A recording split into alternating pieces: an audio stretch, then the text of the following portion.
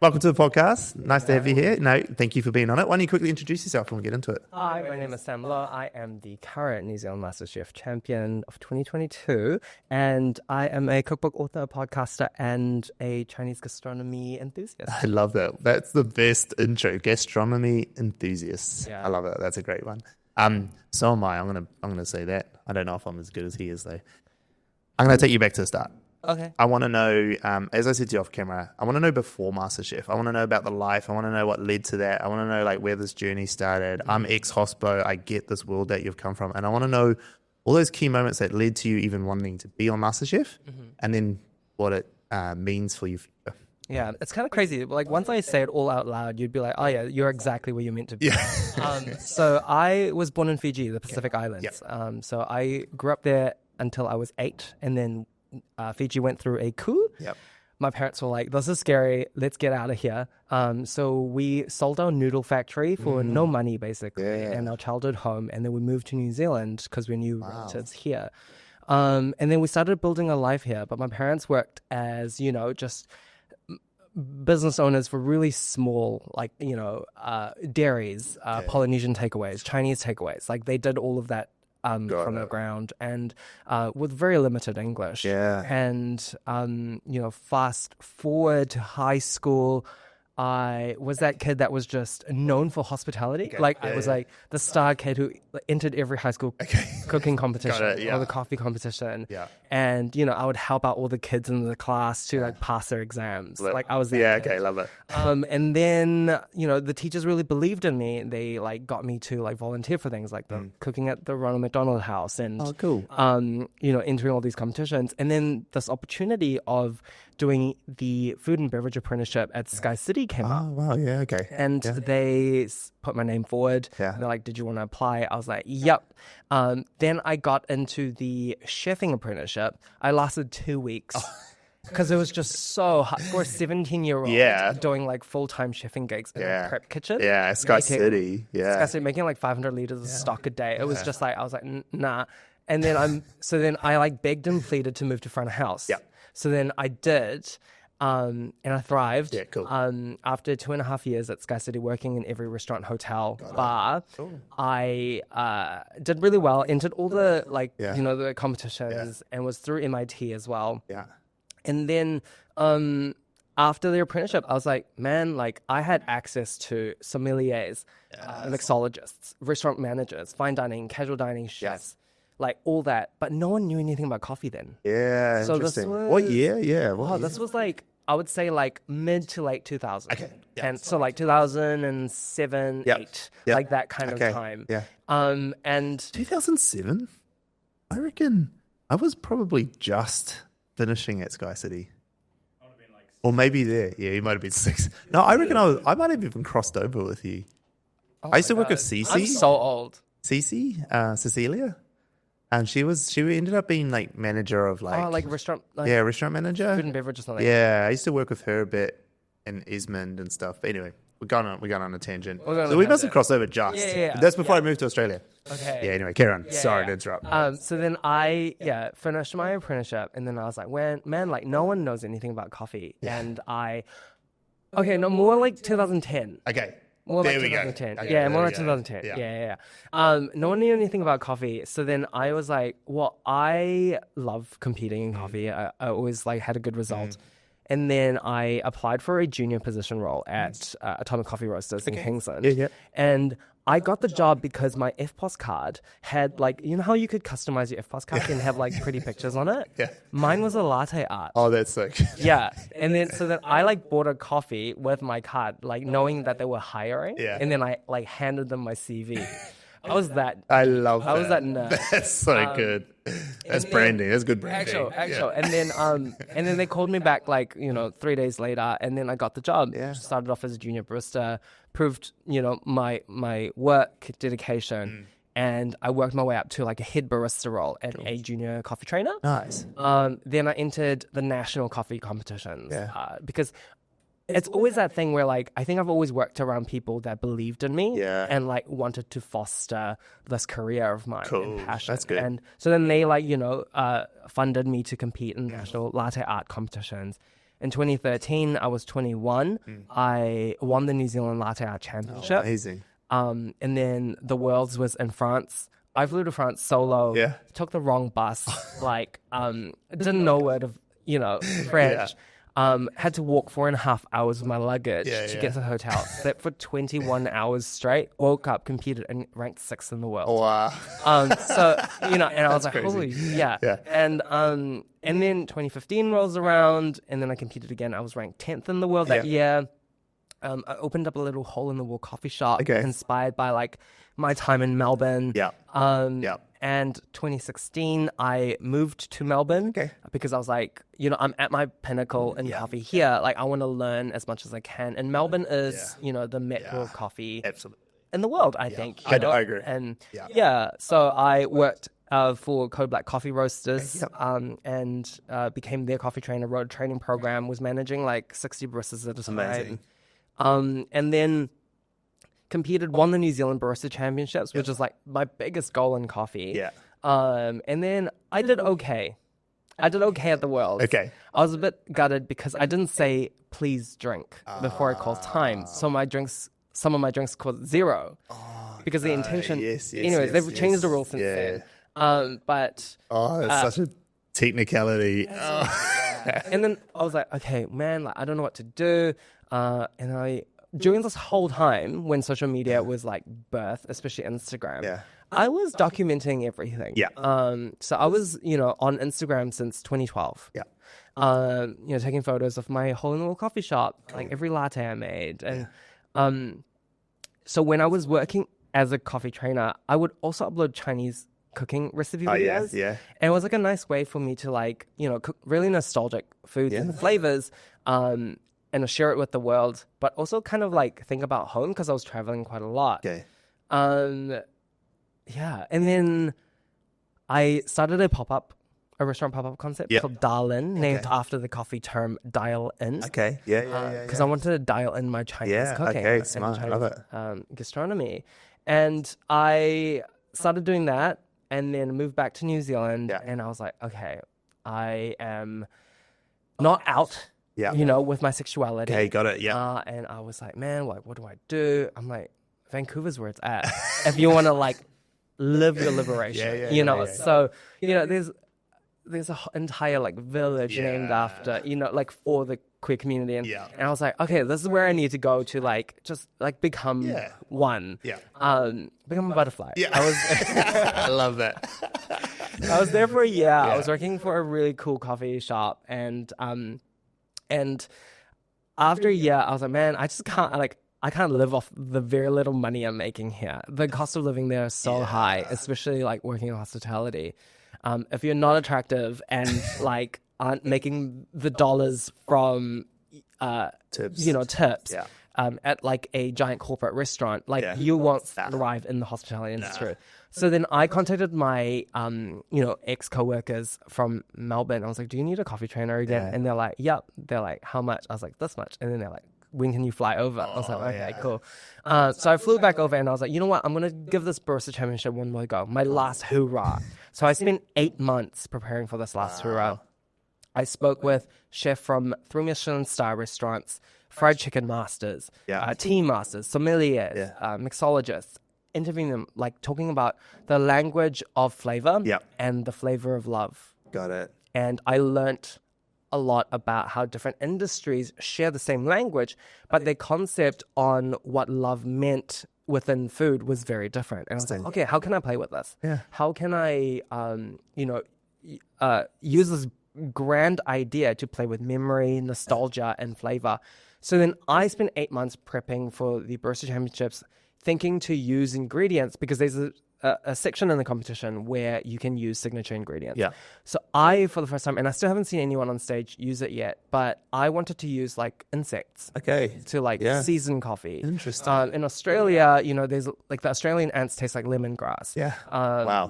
And they have Gerald wax flowers that smell like bubble gum. It's insane. Crazy. What you can find. And this was kind of during the pinnacle of the no more food movement, the foraging and you can eat this grass and it tastes like your childhood, I wanted to play with that idea.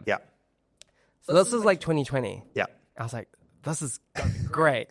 And then I also applied for a food scholarship with the Slow Food International movement, and it was going to be held at the Gastronomic Institute of Food in Palazzo, Italy. Yeah. And it was going to be hosted by David Chang. Oh, wow. And out of 20,000 applicants, they chose 150 from around the world. Yeah. And I got selected. Oh, amazing. And I was like, oh my God, 2020, like, this is the year. This is the year. And then COVID came.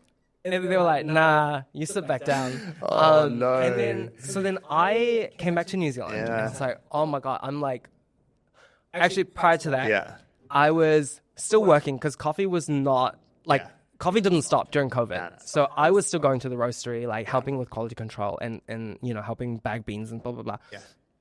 And then, so I was working full time for 6 months because Melbourne was in one of the longest lockdowns ever. So I was working full time and I'd come home and sit in my living room alone for 6 months. And I was like, this is awful. And I couldn't even spend money. So then I was like, you know, I'm not, like, my mind was like spinning and I was like, I'm not happy.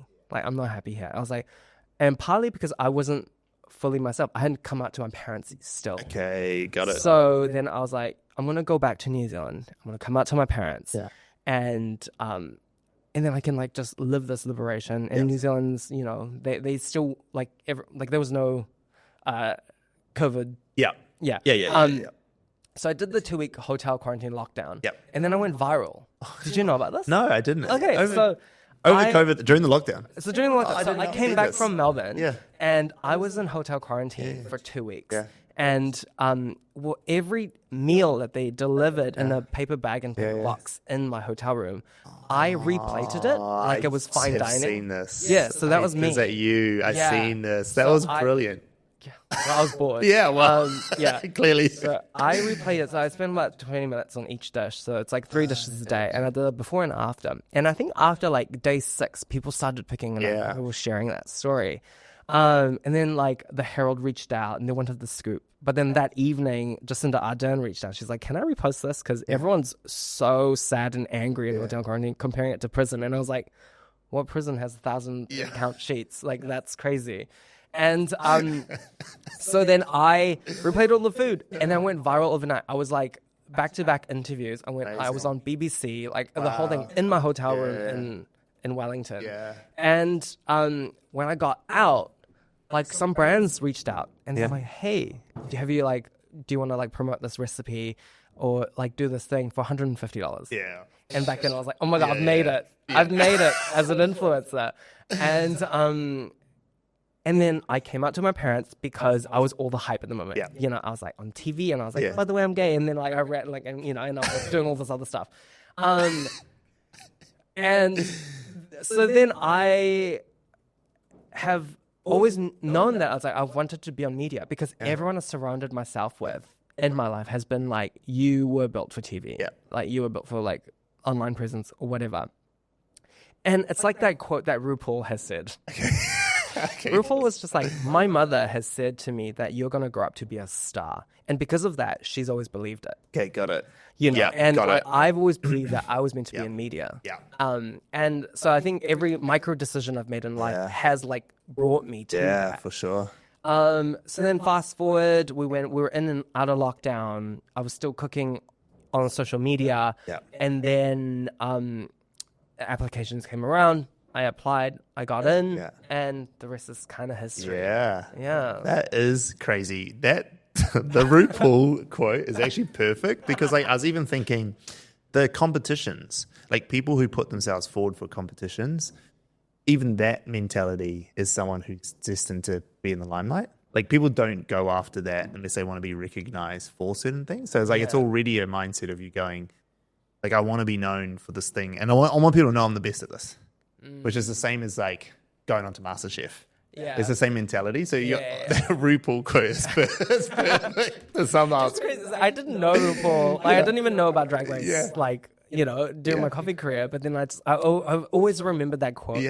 Like being said around, and I was like, it's so true though. It is such a true thing. Like when you keep on telling yourself something or getting told by other people, you start to express it both good and bad. You know, and so it's like a real important thing, especially as like this is a bit of a tangent, but especially as like a leader of people, like, You can't say negative things to your staff all the time, even if you don't mean it in a bad way. Like you're sort of talking about like criticizing, like if you're trying to be like things that they could improve on, it doesn't work. Like you got to do the opposite on where they should, like give them the positive side of it opposed to the negative side of it. Yeah, I mean, there's different like leadership kind of like not rules, but like leadership ways that you could kind of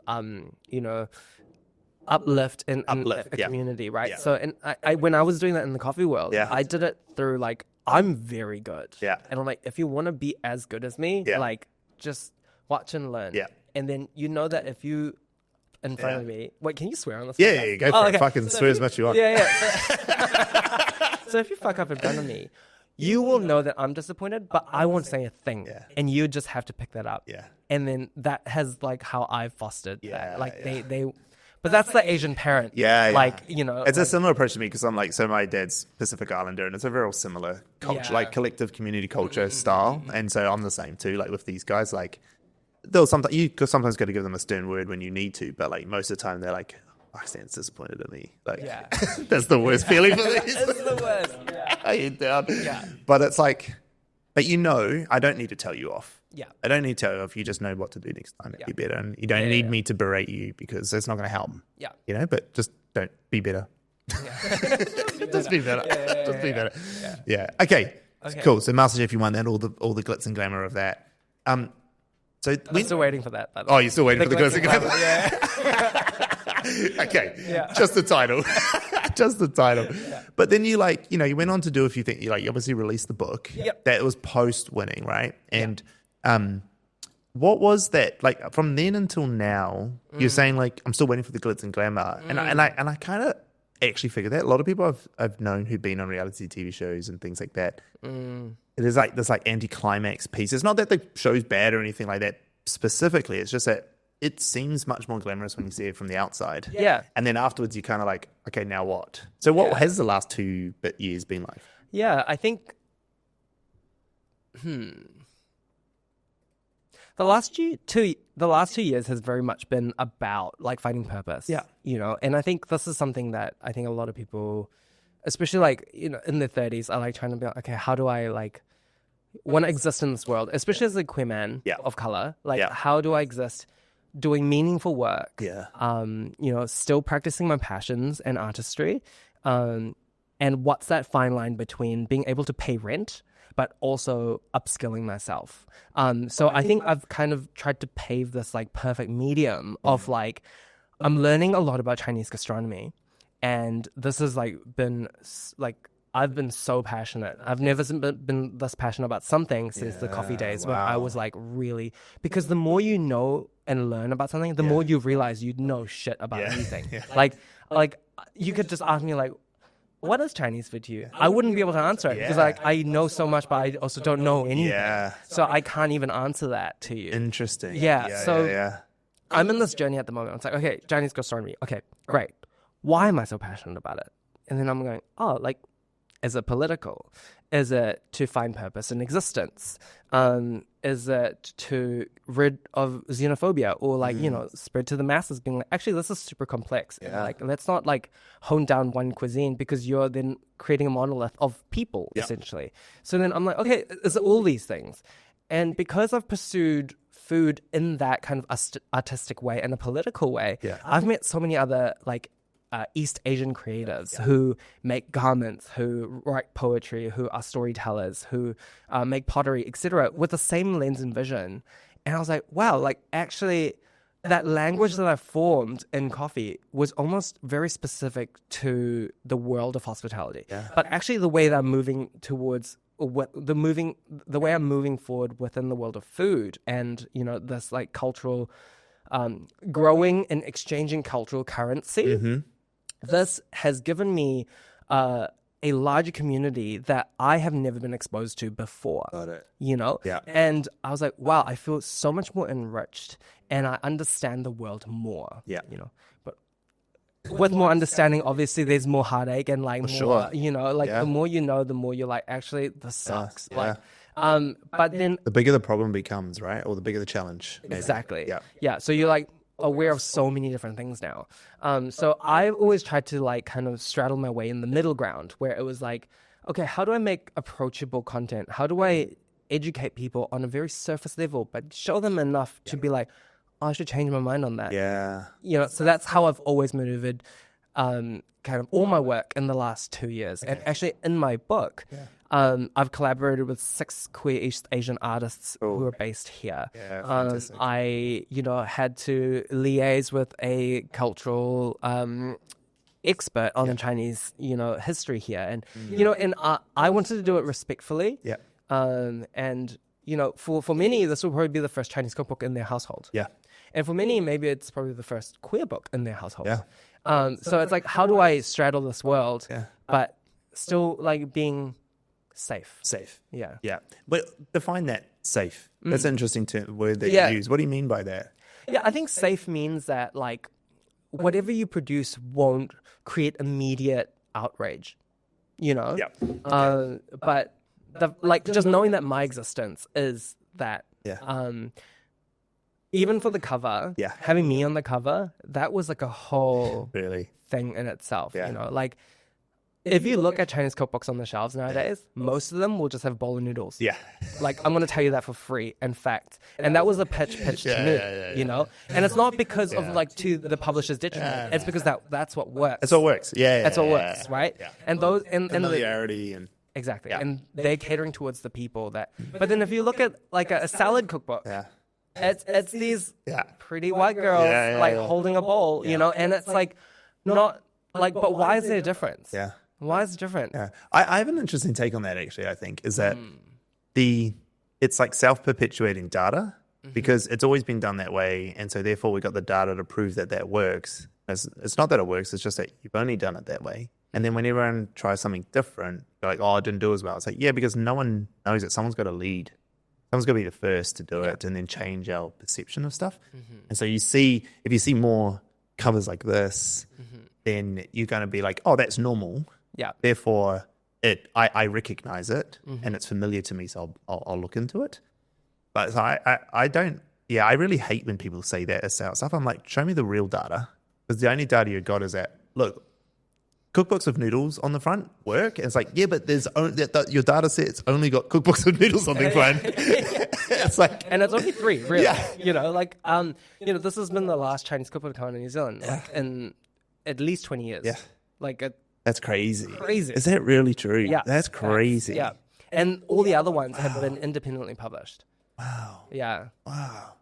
And that's quite crazy because given especially for New Zealand, for Chinese cuisine, there's a lot of history here. Although it might not be, we're probably with your cookbook and the way that we've seen Chinese cuisine, we're kind of exposed to more, I guess, I don't know if authentic's the right word, but things that are not being butchered from Western culture. But there's still a lot of history of Chinese cuisine. Yeah, a lot of Chinese tourism. Tourism, that's the terrible word to say for it, but Chinese immigration during that gold rush and everything. There's a lot of Chinese. That blows my mind to think that it's been 20 years. Yeah.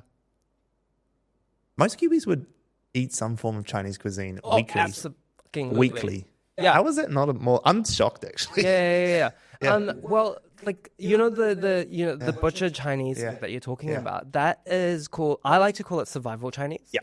Because that is a form of Chinese food that they were like, okay, this is what other people would want to eat from our culture. Yeah. And it's like, because back then, especially in America, they had these segregation rules where you weren't allowed to do a lot of masculine jobs. Yeah. So they weren't allowed to do a lot of jobs that were taking away from the Americans. And so then they were only allowed to do really feminine jobs like laundry, cooking, cleaning, things like that. And those kind of rules did apply to here as well, and in the UK.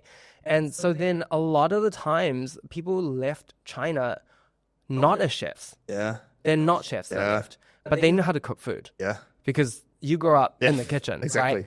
And then, so then they were like, okay, I'm not a chef. I'm not a great cook, but I know how to cook food that Westerners will like. Yeah. Sugar, fat, and they will come. Right? So sweet and sour pork, your black bean beef, your super saucy vegetables on overcooked rice, or deep fried wontons and things like that. This is survival food that still has it's positives and it's negative kind of connotation within society today.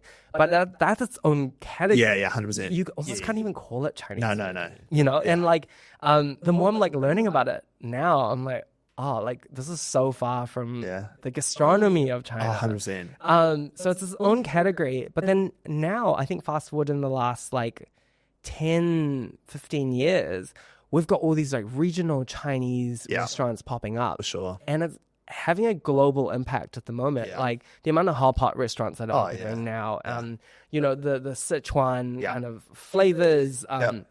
So, I mean, like but those are just a glimpse of like Chinese gastronomy. Oh yeah, for sure. Yeah. So I know I'm really excited about this topic. I don't know how I got to this point. No, I love it. Who knows? But it's great. Yeah. Because like I can talk about food all day long, and I love it. And I love. We got to it because it was shocking that in 20 years, no one's done that. Yeah. And you're right. Like because there's a big history of Chinese community in New Zealand, so it's not like it's something that even in New Zealand where it's not normal for us. Like it is normal for us. And then you're right, like the explosion, not just in New Zealand, but like globally in Western countries, this more regional Chinese food that's been presented to us, I suppose. And I love it. Like I'm a big, like my time in China was like the best. The only other country that comes close to the food that I had was Korea. Okay. And the only reason for Korea is because I was with one of my best mates is Korean, and I was staying with him. And this was before everything like digital apps and Uber and all that. And like they just have these like menu books in their apartments, and you can literally order anything you want. You ring them up, and they deliver it like in the crockery, like it's room service to your apartment. And you can get like anything you wanted Korean. So he was just like, mate, just start picking stuff. We'll just order it all in, and we're just like eating all this food in the cold winter, but sitting on his heated floor. And I just remember, like, the experience was so good. Because it just had all and I was like, what do you do for now? He's like, I'll just put it out the door and they'll come pick it up. And I was like, this is the best. Like, this is the greatest thing ever. God. And so I just ate all this Korean. That's why the Korean place. And then I loved the Korean barbecues and duck galbi and stuff like that we had. Yeah. But in China, when I was, my best memory of China is in Shanghai. A friend of mine was, he ran a hotel in Shanghai West. And so it's like quite far from the city. Like it's actually quite far away. And like when I went out there, I was like, whoa, this is like not Shanghai. Like this is like a whole different place. Yeah. And then he'd take me to these like little like alleyways, and you'd walk in, and then there's like big open courtyard with the big long barbecues, the real skinny long charcoal barbecues they have. And then you'd go into fridges and like pick all your skewers and stuff. And I just remember like we went there every night. I was like, this is the greatest thing ever. Like, why isn't this thing everywhere? Like in the seasoning they had on, I still remember they had these like, you know, like the bread, the white, I forget what it's called. The flatbread? Yeah. All your steam buns? Steam buns. Okay. But on skewers, barbecued. Yeah. With the seasoning on it. And I was like, this is crazy. Oh, so you were actually quite inland. Yeah. I was for it fully to have, west. Okay, yeah. Because when you said Shanghai, I was thinking like vinegars and steamed fish. But when you were saying barbecue and the spices, that you're going central. I was like fully inland from it. Like, because he was running a hotel out there, a Holiday Inn that was out west. And he was like, mate, like we're pretty far out. Yeah. But you can stay with me for free. Like I'll put you up in it. And I was like, yeah, well, I'll take a free hotel. Yeah, and so I still went into the Bund, and I went into main Shanghai and stuff, and still, you know, ate the dumplings and all the different. Yeah. And I did all that. And that was amazing too. That's a whole nother story. Yeah. But I just remember sitting there. So you'd sit on like literally like crates, the barbecue, and you'd have your, like they'd bring just like bottles of Tsingtao out, and like, and I was remember it was the greatest thing ever. Okay. And I was like, why is this not something they've exported? Yeah, like it is getting. And now it is, and that's my point. It's like these flavors that are coming out, and that you're getting to experience that, like they're the best. Yeah, they're the greatest, and so I love that. So I can talk about food all day. Like we can. That's what I love, right? The fact that you were saying you were still in the same city. Yeah, but because you were on different ends of the city, the food's completely different, vastly contrasted. Yeah, not even the same. Flavors are completely different. The spices they use, everything's different. Yeah, exactly. And so that's quite cool. That is expanding and getting it out there. Okay, so we're on a food journey. Probably not even what the podcast is meant to be about, but I don't care. I love the food too much. Now I'm hungry. Yeah, 100%. I'm like, Bo, can we order some food? Okay, so then what that leads me to go is like, we talked a little bit about like purpose and what that is then. And like, so And actually, it was one of the things when you came in is like, what's happening this year? Like, where are you going and where are you moving to? Like, how does that conversation where are you missing the piece to tell you where to go next? Because it sounds like there's a lot of purpose there and a lot of passion and drive around showcasing this cuisine and culture to the world, but not just in Chinese, but also about your sexuality and everything. There's a lot there. Where's the missing link of having the really strong conviction on what to do next? I mean, this is where I'm stuck with at the moment. Yeah. Like I don't actually know what I want to do. And I think a lot of it is like caring what the world thinks. Okay. You know, unfortunately. Yeah. Like that's kind of how I am someone who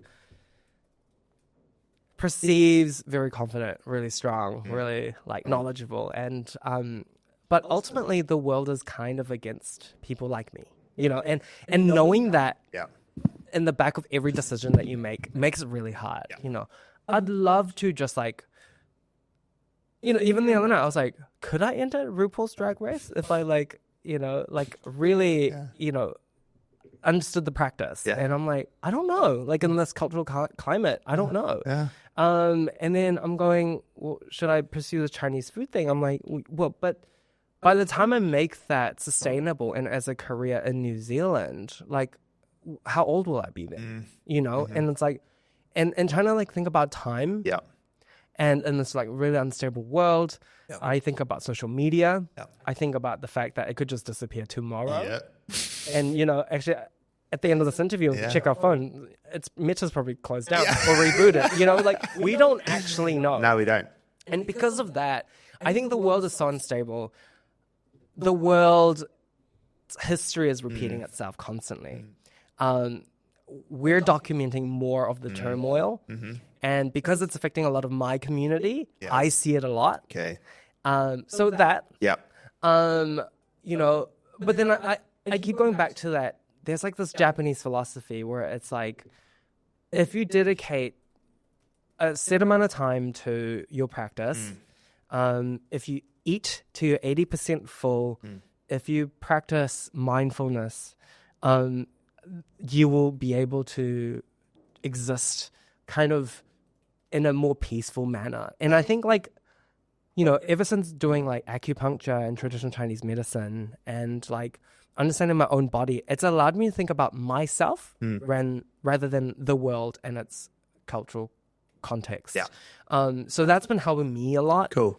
In saying that, it hasn't given me purpose, but I think the purpose is to just keep on like learning about this thing that I'm super passionate about, discovering what deliciousness means to me and my people. But I think ultimately going back to food, being like, okay, why have I always wanted to cook? Right. And the main question is to form a closer connection with the people I care about the most. And it's as cliche as it sounds, but food does really bring a lot of joy to people. Absolutely. Because it's not just the shared activity. It's not just nourishing them, but you're allowing yourself to, apart from food, there's nothing else that you really ingest collectively, right? And use five senses. So I've spent a long time trying to understand how we find pleasure in different senses. So I spent a long time understanding smell.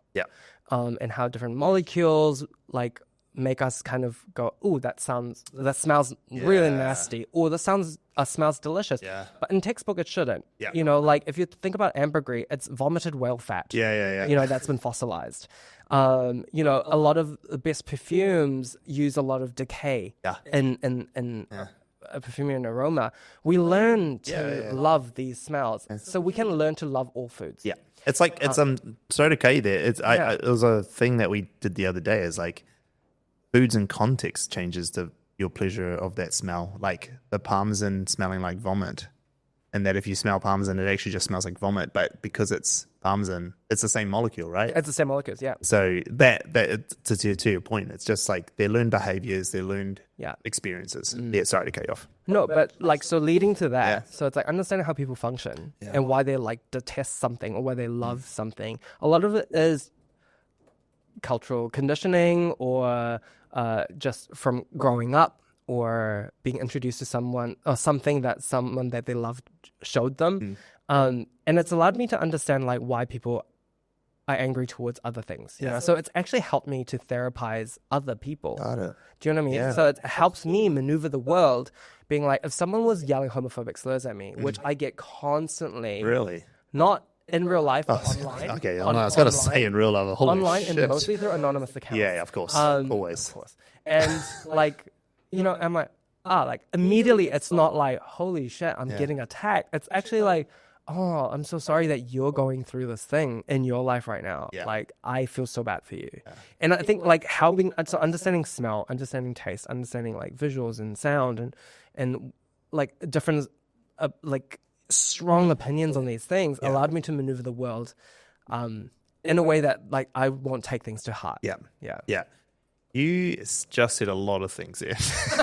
And I want to go back to some of them.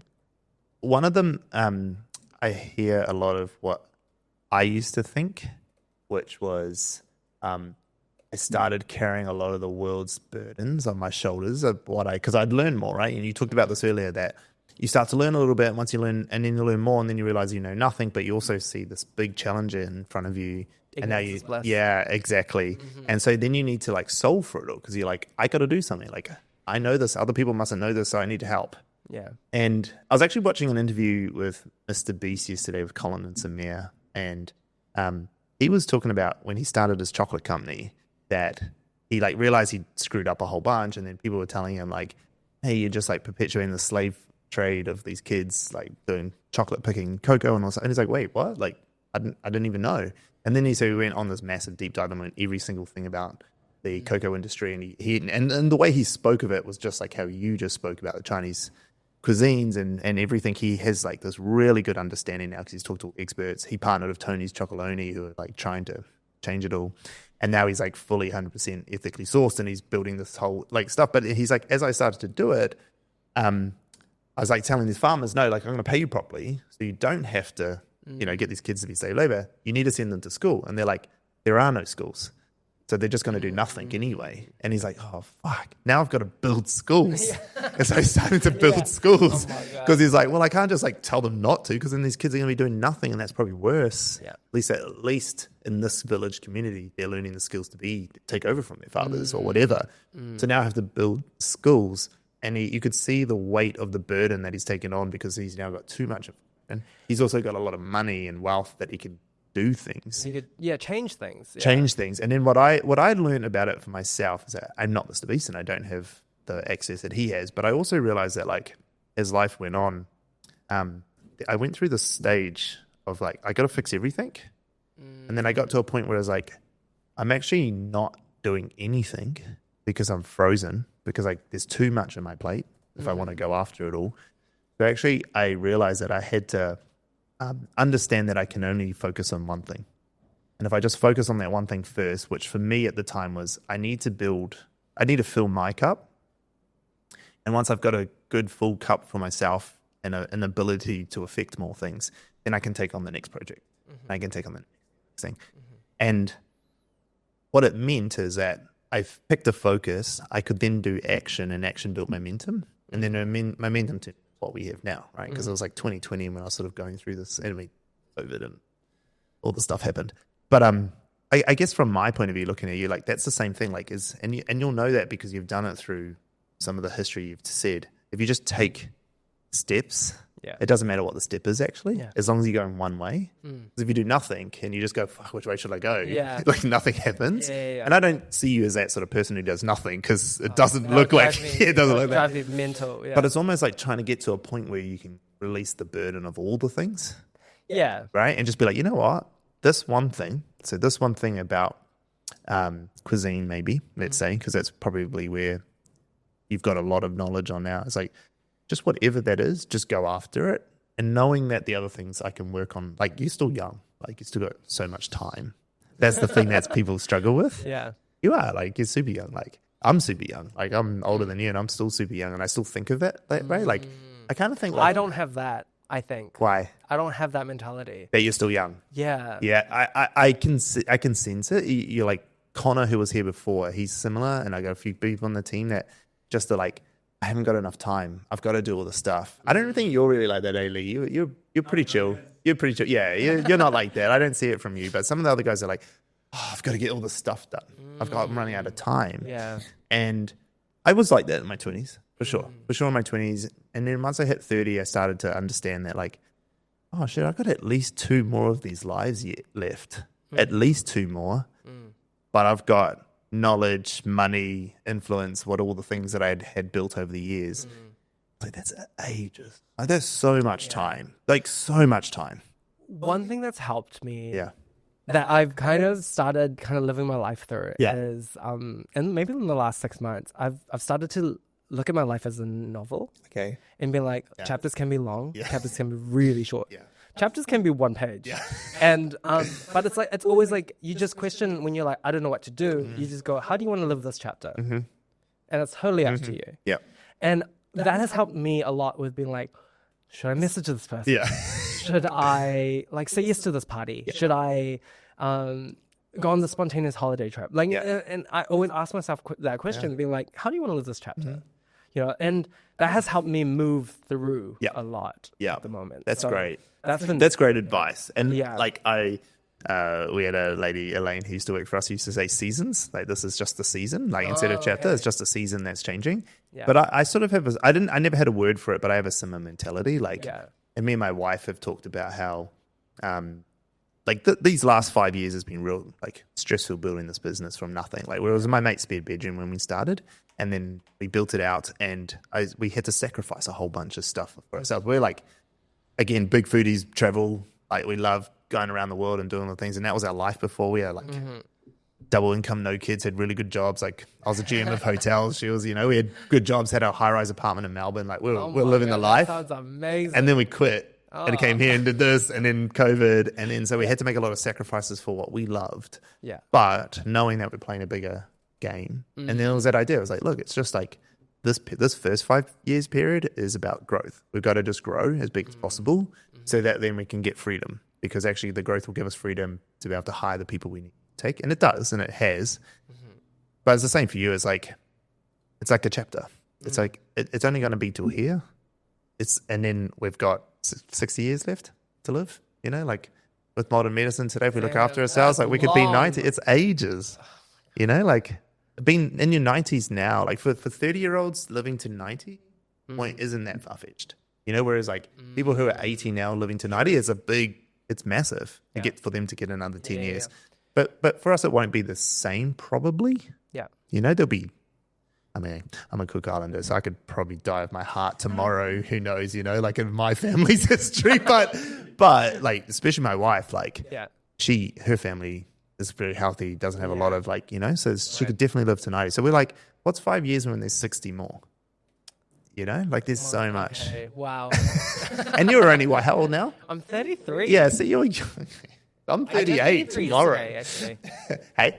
I turned 33, not yesterday, 2 days ago. Oh, that's funny. Happy birthday. I'm 38 tomorrow. Oh, wow. There we go. We're a week apart. Yeah, thank you. Yeah. Yeah. The producer's like... He's like, oh, shit, I gotta say happy birthday to my boss. Yeah, tell the team. Yeah. No, I do truly believe that, and I agree with your chapters. I think it's a real good way to look at it. I think people should have that mentality that, like, this is just a phase or a stage or a chapter or a season. And then when they understand that, how much is afterwards, it's actually a lot. And then I've talked to people about the same thing, and they're like, some people are going, oh, it's only 60. And I'm like, wait, what? Like, what? And they've taken the negative. So it's something to say. There are people out in the world who, some reason, take it the opposite way. I think when they take it the opposite way, it's because it's like they've always tried to live in the future. Yeah. And the problem with that is like your first half of the book is boring. No one's going to read it. No one's going to continue reading it. So for mine, like, if it ends tomorrow, right? Because meta. Then I want people to be like, well, like, from the start to whenever it ended, it's an exciting book. That's kind of how I want to live. Okay. Yeah. Okay. So that's that part. And then you talked about smell therapy. Yeah. And you talked about like what is all that? I guess this is the problem that you've got. Is like, what does all that mean for a life? Like, what do you do with that? Like, what do you do with that knowledge of smell therapy and stuff? Like, what does that become? Like, how do you use that to live a life? Like, what is it? Well, it's to maneuver the world. Yeah. Honestly, it's purely for me. Okay, got it. But in saying that, like, I've done masterclasses with my friends. I've, actually after this podcast, I'm doing a coffee masterclass in my apartment for my acupuncturist. Oh, cool. Because, like she's studied Western and Eastern medicine. She's teaching me a lot about my body and how to like look after it. And she's always fascinated by this. So then I'm like, let's just share like what we know and are passionate about. I've used my knowledge as currency. Yep. And not for money, obviously, but it's just like my friend who made the garments for me to wear in the book. Okay. I would do smell sessions with him. Got it. We would like smell different things, and we would talk about the cultural history of those things. And, these little transactions bring me a lot of joy. Okay.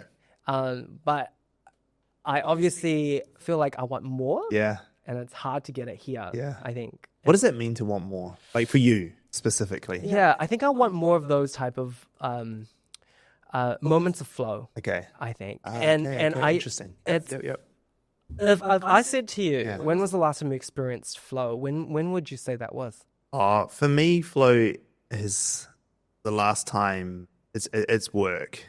It's work related. It's always like when I'm strategically planning for myself, when I've got alone time. That's for me when I see it the most. Okay. I don't see it in many other places. Right. Yeah.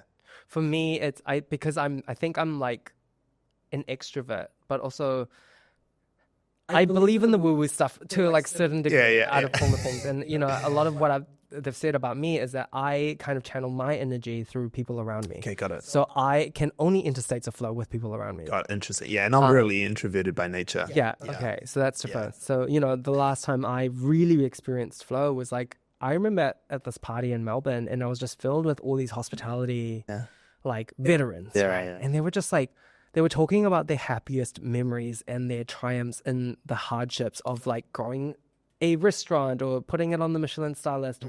And they just all like looked at each other and they like had a trickle of tear. And I was like, this conversation started at 7 p.m. And then I looked at the phone again. It was like 12:30 at midnight. And I was like, that was flow. That's flow.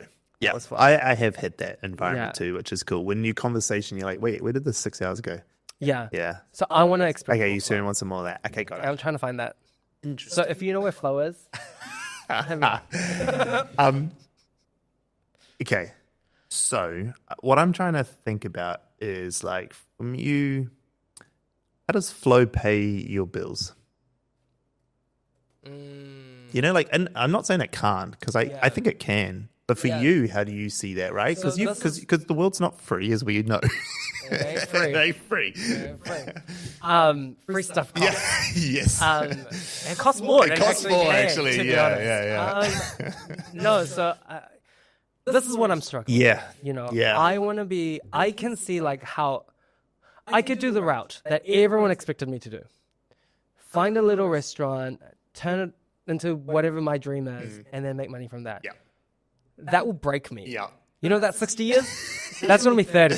Yeah. Yeah. So unlike the restaurant trade in the current climate that we're in the cost of living of New Zealand, it's unsustainable. Yeah. And every restaurateur knows that, unless you're the very few that has cracked it through the right marketing approach and selling fast turnover comfort foods. Absolutely. Right. Yeah. If you're fine dining, no fine dining restaurateur is going to be like, I'm thriving right now. Right. Yeah. So it's a passion project. It's a passion project. And then it's like, I'm not going to jump in the restaurant industry and then cook foods, today's version of survival food. Because I don't want that, right? That would just like kill my passion and I will be really sad, right? So I'm like, okay, well, how do I still exist practicing what I am practicing, which is expanding knowledge, connecting with like-minded people who are often artists, who are taste makers, and work with people and brands that I really align with and truly love, right? And so I think I'm in that stage now. I'm like waiting for the call. Yeah. I pitch a lot to networks, but as much as you pitch and it sounds really optimistic, at the end of the day, you know, TV is a reducing number-wise like media platform, right? But it still holds a lot of weight. It does. And respect. So, you know, I mean, I'd love to get 1 or 2 TV shows up and running where I host it, you know, and there's a couple of pitches in the works, but things like that, it's like, that doesn't pay. That doesn't pay, you know. On the short term. It'd be quite a long career for So I think ultimately it is getting money from the rich corporations. Yeah. And it's going back to that thing where, like, you were saying, like, Mr. Beast is building, like, you know, a school and blah, blah, blah. He's got the funding to do it, right? He's got the privilege to do it. But also that, to me, is white saviorship as well. Yeah. You know? For sure. Yeah. Yeah. So it's like another village is not going to look at that and be like, if we just keep doing what we're doing, that will happen to us. Yeah. It's like, no, that's not going to happen. Yeah. So, like, for me, I don't want someone to come in and be like, here's $300,000, open up a restaurant, you know? Like, that sounds tempting, but ultimately, like, that to me won't be a dream of mine. Nah. Yeah, and I don't think I would have made a change by myself. Nah. Yeah. Nah, I agree with that mentality, especially in a country like New Zealand, even Australia. Yeah. I don't think it's the right way because, like, the reason I don't think that it's the right way is that investors in this part of the world don't see investment the same way they do, say, in the States or in the UK, where for a lot of them it's a moonshot. Like, they understand, I'm going to lose this money. Yeah. But I might 100x it. I might. And so I only need 2 or 3 out of every 100 to go, and I'm positive. Yeah. Whereas in New Zealand, it's like, I need 1 of every 2 I give money to go, you know? And they're really hard. Yeah. And it's harsh, and it's hard on the person who's been given the money to really succeed, because then everything's costs, right? You know, and that's not how good business run. You've got to really, like, let the person who's passionate do their crazy shit that they do, which is the one reason we never talk investment, because I'm crazy. And the shit I do and the decisions I make, even my wife's like, you're a nutcase. Like, these are stupid ideas, but then but because we persevere for long enough, they end up paying off. Yeah. And there's like that idea that, like, the best entrepreneurs in the world or the best actors in the world or whatever it might be are just the ones who never quit. Yes. Right? And they just keep on persevering through their crazy ideas. And so I agree with you that, like, taking investment for something like that, even TV shows, is like kind of a hard gamble, and usually, like, is spat up and chewed out. Like, you know, they what's the word? Chewed up and spat out is what I'm trying to say. Yeah. But also, who are the people watching during that time slot? Exactly. Whereas, like the thing I was thinking is that if you've got, the way I would look at it is, what pays my bills today to allow me to do something that's going to take me 10 years to build, that retires me, kind of thing, right? Like, a bit of a simplified version. But, like, why not just build your own show? Like, why not just, like, YouTube is the biggest streaming platform in the world. Yeah. That's something that I am, like, considering, like, leaning into, but I don't know what to do because there's so many recipe people. Like, I don't like, here's how to make. You know, you do know what to do. You know why? Because what did you do when you needed to figure out how to win the World Coffee Champion, and when you tried to, that last round that you tried to do, what was your process to figuring out what I'm going to do at that coffee championship? Okay, I'm going to spill the real tea right now. Everything I've done, especially, like, in a large, like, competition platform or anything that was, like, a signifier for me, it's like, how can I not lose? Yeah. Right? Yeah. And it's like, how can I leave winning regardless? Yeah. So even though I didn't compete in the last like competition, it gave me an excuse to talk to all these masters who probably wouldn't like want to talk to me for no reason. Yeah. And I've learned so much from those conversations, and I'm still friends with most of them. And, like, I think for me, it's always like, how do I enter something and create the rules to the fact that there is no failure? Yeah. And I've always kind of walked in that way. Yeah. That's my point, is that you did that, you made that mindset, you have these relationships, and you're able to talk to these people. That's how you figure out what the TV show is. You do the same thing. Yeah. So you go talk to all those people, and you get all these great minds to lend their knowledge and experience to you. And then you get them to help you figure it out. You don't try to do it on your own. Just the same way you didn't try to do the coffee thing on your own. You shouldn't know on your own. Like, it's too hard to know things on your own. And actually, even if you did come up with a great idea, you should get it shop. You should shop it around. You should get people to pick holes in it and like give you ideas. And you already know how to do that. And you've got lots of contacts and you got lots of people. Just like do a thing, like pick your most trusted and put them in a room and say, guys, this is the goal I've got. I need help. Yeah. And you've probably got people who'll do it with you, you know? And like we do that all the time. And as our business has grown, we do it with each other. Like we all, like the guys can all ask each other and put a group of trusted people in a room. I do it for the business. I've got a bunch of mentors and people that I have. And like, as I'm trying to make the next step, I'm like, am I right? Okay, I need to talk.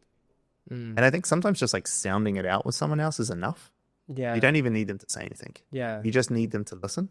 And then like, I'm not sure about you, but I'm a speak to think type of person. Right. I can't just think internally inside my head fully. I can, but the more I speak about it, say it out loud, the better my ideas form. Yeah, I think me too. Yeah. Especially with like the people I trust the most. Yeah, because they'll be like, that's a dumb idea. Yeah. Yeah. I don't like I think this is the year where I'm like, I want to make money not from New Zealand. Yeah. Do you know what I mean? Like and there are people out there who are like doing way worse for way more money, you know? And I'm like, oh, okay. Like actually, like there is talent here. I don't know what it is. And I don't know. Do you have anything holding you to New Zealand for the next little while? I think a lot of it is family. Okay. Yeah. Yeah, that makes sense. Yeah. Family's a hard one. Yeah, family is hard. Yeah. Yeah. Have you got family that are like, you got family that you're worried about if you went away, they might not be here when you come back? Yeah. Literally, that's that's my hard. Dad's actually in hospital right now. Okay. Yeah. That's hard. Yeah. That's a whole different thing. And I get that. Yeah. But So again, there's, it's a chapter. Yeah, exactly. It is a chapter. Yeah. So it's like a social responsibility. 100%. And it's guilt. Yeah. A lot of it is guilt. Yeah. You won't be able to do the things you need to overseas. Got that plane on your mind. And exactly. Yeah. So I mean that like I had a deep and meaningful with a really close friend the other night for my 33rd birthday. After we came back from Finger Boys. Oh yeah. Wait, Finger Boys was there? Yes, Finger Boys was in I didn't town. even know. That's amazing. Yeah, they're like 50th Friday. Oh, that's so good. I love it. We were playing them the other day at work. They played Boom Boom Boom 3 times. Wow. So, and deep and meaningful was like, if you could change your life tomorrow, what would you do? And I was like, get a one-way ticket. Yeah. But then it's that other thing, you know, and it's like, all right, like maybe this is the chapter of that life or that book, you know, I don't know. But I'm just like, okay, how do I go viral this year? Yeah. Yeah. By viral, I mean not Hak Tour Girl Nah. and, you know, not Mudang, but like more so like if you typed in Chinese food, my name will show up. Yeah. That's how I want to be seen as like viral. Yeah. You know? I don't want to be seen as the MasterChef guy or the coffee guy. You know, I Yeah. moved on from coffee guy, but I was known as that. So now I'm still like known as MasterChef guy, but now I'm like, okay, how do I become another thing? Yeah. Yeah. Is there like a angle about Chinese food you can take that you know will both excite and upset people? Because that's always a good way. You know, like it divides the public, but in a good way. Like it's not so bad like dividing them. Oh, you might choose a racial way to do it. But something that's like, it's like, this is a terrible example, but Samsung versus Apple, right? Like there's like, it divides the public, but it's not a real rivalry. It's not real rivalry, but it divides public, but it calls it. So you can do it that way. Or you can literally just be like quite antagonistic. But then there's a big portion of the population who agrees with you as well. Yeah. Because that's like, I think that was Hak Tour. That was the same thing. Yeah, right. Right? Yeah. It's like, should a young woman speak like that publicly? It was like the bad side of it. And the other side of it was just like, this is funny, this is crazy, blah, blah, blah. Yeah. Kind of thing. Well, I mean, I think what I'm really blessed with is communication. Yeah. And I think like I've been able to take any topic that I've learned a lot about and transfer it to a variety and a contrast of different types of people. And I think that was my thing. So it's like, okay, maybe how do I, spread the awareness and educate Chinese gastronomy to a large group of people? Because it's like a lot of the people I look up to, like I know that my friends and my followers would not want to listen to because it's like monotonous or they're not relatable. They, like I present as a really passing basic person, living in a modern world, but I have taste, but I also love dumb shit, so it's like, I think I'm really relatable in that sense. So I think, by taking expertise and like promoting it, like that's kind of how I want to go forth. Yeah. I think you just got to do something. Yeah, thanks. Just do it. Just pick one and do it. Yeah. Like, and actually, this is the year for me to do it. 100%. Just try stuff. Like, throw shit at a wall. Like, that's what our approach is to so much. Yeah. Like, so much of my success has been having the confidence to just throw stuff at a wall. And like, a lot of people are like, I can't believe you're doing that thing. And then a year later, like, how did you do that thing? Yeah. How did you do it? I want to do it too now. I've had that many times. Like, I don't know if you know, but like, we also have a show called The Dating Void. It's a separate show, and it's like it's a dating show where we get people like the Covert Theatre, just in Ponsonby here. We have 80 people in the crowd, and we bring people up blindfolded, and they date blindfolded, and then I think I've seen this. Yeah, it's huge now. It's like we've had like, I don't know, 40 million views. Oh my god! And I have seen. Yeah, this. and like people like then they vote blindfolded if they want to have a second date, and if it's positive or negative, after that, someone from the crowd can try to shoot their shot. And so that you just found love, and then someone else comes in, I can do this. I can take it. And anyway, it's a kind of funny show. But my point of the story is that when we started it, people were like, what are you doing this for, Stan? You're an idiot. Like, you're a marketing agency. Why are you making a dating show? This is so dumb. And it must cost you a fortune. And it did. Like, last year we spent about 170 grand trying to produce it. And we produced, 30-something shows. And it's all on YouTube and stuff, right? But then towards the end of the year, it cracked and went off. Yeah. And we just grew all the followers and all the viewership. And then in January, we, for the first time, we sold tickets to it, which sold out like 2 weeks early. And then we got a big alcohol brand who sponsored us for it as well, that paid for everything. And so now we've got venues booked in Sydney and Melbourne for March, and tickets are already selling for that. And then, so we've got this whole thing for how it now monetizes and grows exponentially. But that was only because I had the courage to try throw stuff at the wall. That's amazing. Stick at it. Yeah. Has anyone actually found love? Yeah. I mean, we had this one guy, his mate, who found love with a girl, and then found more love with her out in the car park. That's true love. And that's true love. And then they split up and got into a fight. And then the same night, and then it was hilarious because we filmed 3 episodes a night, right. And so they were the first or second or something, and then in between the intermission, this all happened, and then there was a fallout, and then she wanted love, and he's like, "No, I just want to play." Play. So that's a whole relationship. Yeah, it was so funny, and we had to all the footage we had of that, because we had the footage on stage, but then we had a lot of behind the scenes footage of them not doing anything, but the domestic and all the whole thing. So we had that whole arc, but we couldn't do it because she was like, "Please, guys, I'm so embarrassed. I'm so embarrassed." And we're like, "Okay, we're not going to do that." But we are keeping everything that's on the stage because that happened. So anyway, my point of the whole story is just try shit. And I think you're the type of person that when you start to try stuff, you've got so much knowledge and expertise that you'll just go, "Okay, that's that step, that's that step, that's that step," and the next thing you know, it'll be 12 months, and you're like, "Oh, I've got this show that I built myself." Okay, can I picture something? Yeah. I've always liked the idea of vlogging. Okay, yeah. My day to day. Because I think my life is quite interesting. Yeah. And quite exciting. Okay. And I think because I interact with a lot of brilliant tastemakers, right? Who have no money, but are incredible. And we have the best chats, blah, blah, blah. Do you think doing weekly vlogs are fun? I think that the vlog concept has evolved now to a point where, so YouTube's evolved so much that the weekly vlog, like a long form vlog, has to be centered around a specific topic, not your life. So for instance, it might be what I eat. Yeah, or the smell's an interesting one, right? So let's say this is a stupid topic, but we smelt the 10 worst smells in the world. And then you still do a vlog. Right. It just so happens one part of the vlog is that you smell the 10 worst things in the world. But if there's no reason for me to click on it, I don't care about you and your life. That's what people are thinking. There's so many vlogs I can watch. Why should I watch your one? Yeah. But that's interesting. The 10 worst smells in the world. I mean, that's a clickbait as shit. People click on it. But if you actually delivered it. What's your next episode on that? Well, you don't. I smelt the most expensive thing in the world. Maybe. Okay, so Maybe. it's like, okay. Maybe. I It doesn't see always what have to be you smells. It mean. could be eating. It could be anything. It doesn't have to be smells, but like Right. it obviously makes sense for you. Yeah.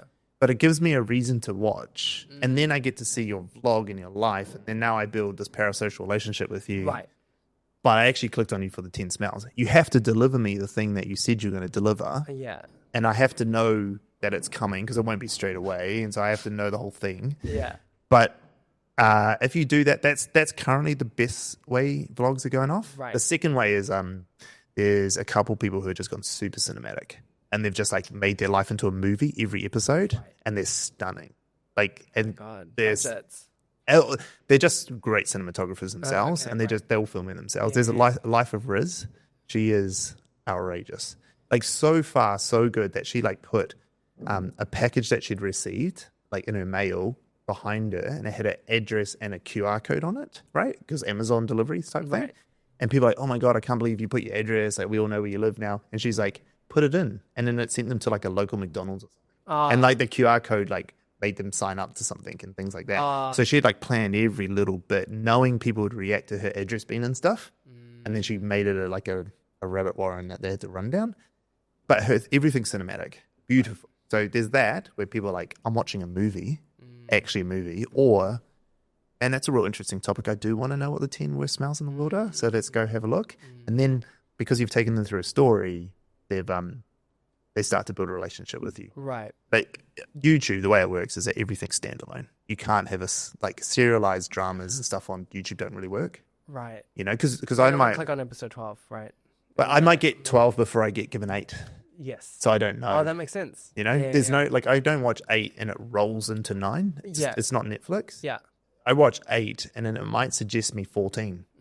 I just don't know, or it might be just suggest a different show. Yeah. You know, so it's a recommendation algorithm. So you've got to make sure that your whole episode is locked into one episode. Yeah. Okay. Yeah, that would be my... So vlogs are great. I mean, Yeah. I watch lots of people who do vlog content, Right. but that's how they do it Okay. nowadays. And that'll change. So That will change tomorrow. yeah, because people end up getting bored of it and Yeah. whatever. But I like vlogs. I think the thing that people get with vlogs is that they're actually way harder than you think. It's way harder No, to I think set it's hard. stone. It's real hard. Yeah, it's real hard. I do like, I do these, I call them daily vlogs. They're not really vlogs, but they're just like, I do a daily video on my TikTok and Instagram and LinkedIn that's just like talking about parts of my life. Mm-hmm. And I do it more as a habit thing to put stuff out, just to have stuff out. And then every once in a while, I'll put a bit more effort in the video, take off. But my point in telling you that story is like, it's just about doing something. Just the action will lead to the bigger thing. Yeah. So whatever you try to do, just do it. Yeah. If you want to do it, just try. Well, yeah, to be honest, like that supermarket series came out of like a accident, really. And now it's like booming. It's a whole genre. Yeah. Yeah. I started uploading some of the episodes on, because TikTok was going to close for 10 seconds. Yeah. And then everyone was like moving to Xiaohongshu, which is Rednote. Yeah. And I was like, oh, maybe I need to jump on this. And then I uploaded like 12 episodes, right? I've got like 50 now. Yeah. I've got like 20K on Rednote, like followers. And I'm like, amazing. but all the comments in Chinese, I'm like, I can't read Chinese. Oh, I was that's like, funny. okay, it's funny. But like, I'm like, oh, so like the content is good. Yeah. So I'm like, oh, okay. But I don't know. I'll figure it out this year. Figure it out. Just I'll do figure it out, something. yeah. Just do something. I love it. And I like, and if you ever need anything like studio wise, you just hit us up. Yeah. That's the other space is going to be a full studio. We love having people in doing stuff, working with people, doing cool shit. That's our whole business purpose is to do cool shit. Okay. So anything you need, just let us know. Okay, great. All right. Well, thank you so much for coming to the podcast. That was cool. Thanks for having me. That was cool. That was a really interesting. I haven't had a guest on who got as philosophical as you just did with some of the things that you talked about, like your thought, and I like it. Yeah. It's a good conversation for me. It's the type of conversations I like. So thank you so much. It's just like what I think on a daily. It's great. Like when I'm driving, I'm like, okay, how do I end racism? Yeah. And also, what am I having for lunch? Yeah. Yeah. At the same time. At the same time. Yeah. Yeah. That's how my brain works too. So I totally get it. So I was very stimulated by that conversation. Thank you so much. That was a pleasure. Cheers.